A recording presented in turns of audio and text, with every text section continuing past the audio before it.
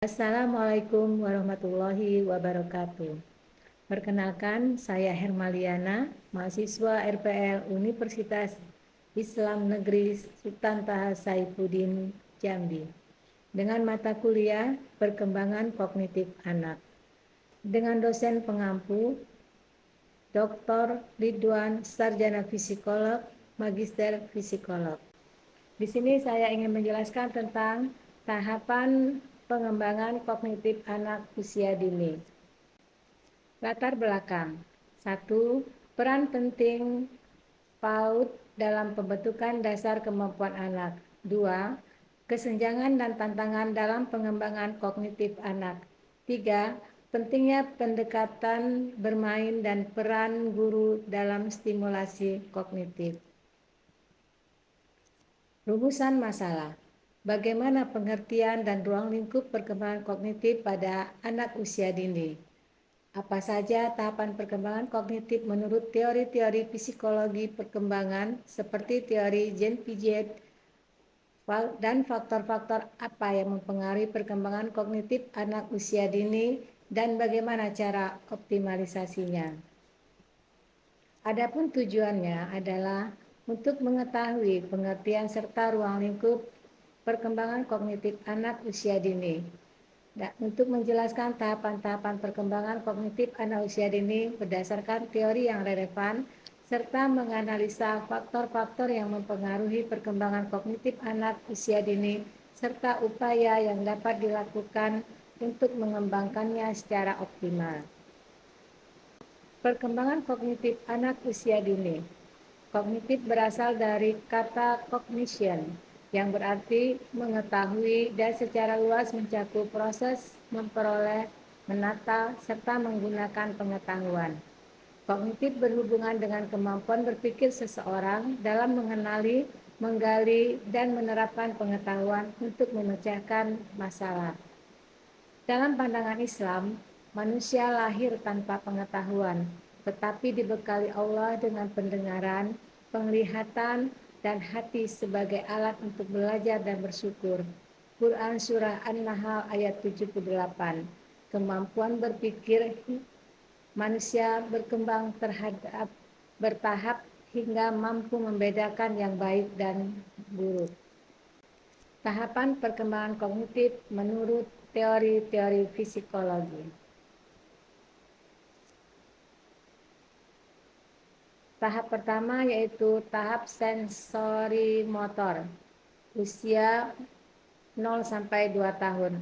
Pada tahap ini ada 6 bagian, yaitu tahap pertama refleks, umur 0-1 bulan. Tahap awal sensori motor tersebut, tahap refleks, berlangsung sejak lahir hingga usia sekitar 1 bulan.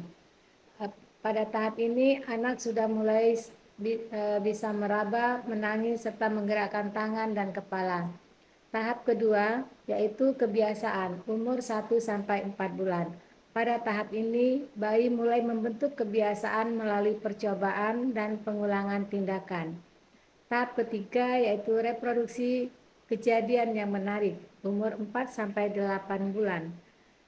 Perkembangan sensori motor pada tahun pertama adalah bahwa tahap ini tidak hanya membentuk kebiasaan sederhana, tetapi juga menjadi penghubung antara kebiasaan dan munculnya kecerdasan. Tahap keempat, koordinasi skema ATA, usia 8-12 bulan.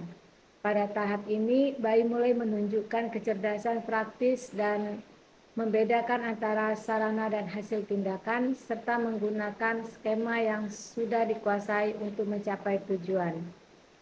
Tahap kelima yaitu eksperimen usia 12-18 bulan.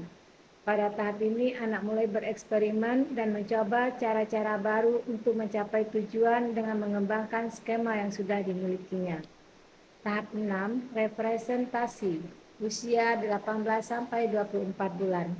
Tahap ini menandai akhir periode sensorimotor, di mana anak mulai menemukan cara baru secara internal dan menunjukkan pemahaman yang muncul secara tiba-tiba. Pada tahap praoperasional, usia anak umur 2-7 tahun ini menunjukkan tentang pemikiran simbolis atau semiotik usia 2-4 tahun. Pada umur 2 tahun, seorang anak mulai dapat menggunakan simbol atau tanda untuk mempresentasikan suatu benda yang tidak nampak di hadapannya. Selanjutnya, pemikiran intuitif usia 4-7 tahun. Menurut Piaget, pemikiran anak pada usia 4-7 tahun berkembang pesat secara bertahap ke arah konseptualisasi. Ia berkembang dari tahap simbolis dan prokonseptual ke permulaan operasional. Teori perkembangan menurut Piaget-Sky yaitu terdapat 3 bagian konsep zona perkembangan proksimal. Menurut Piaget-Sky adalah rentang kemampuan yang belum dapat dikuasai anak sendiri tetapi bisa dicapai dengan bantuan orang dewasa atau teman sebaya. Yang kedua yaitu konsep scaffolding, yaitu penyesuaian tingkat dukungan dalam pembelajaran di mana orang yang lebih terampil memberikan bimbingan sesuai kemampuan anak. Yang ketiga, bahasa dan pemikiran. Menurut Piaget-Sky, anak menggunakan bahasa bukan hanya untuk komunikasi sosial, tetapi juga untuk membantu menyelesaikan tugas, merencanakan, dan mengatur perilaku. Bahasa awalnya berkembang terpisah dari pikiran, lalu menyatu, di mana kemampuan bicara eksternal menjadi dasar bagi bahasa internal. Faktor-faktor yang mempengaruhi perkembangan kognitif antara lain faktor hereditas, faktor lingkungan, faktor pembentukan, faktor minat atau bakat, dan faktor kebiasaan. Upaya untuk mengoptimalkan perkembangan kognitif anak usia dini yaitu dengan belajar melalui bermain, berorientasi pada perkembangan anak, berorientasi pada kebutuhan anak, berpusat pada anak, pembelajaran yang aktif, berorientasi pada pengembangan nilai-nilai karakter, berorientasi pada kecakapan hidup anak, didukung oleh lingkungan yang kondusif, berorientasi pada pembelajaran yang demokratis, serta pemanfaatan media belajar, sumber belajar, dan narasumber.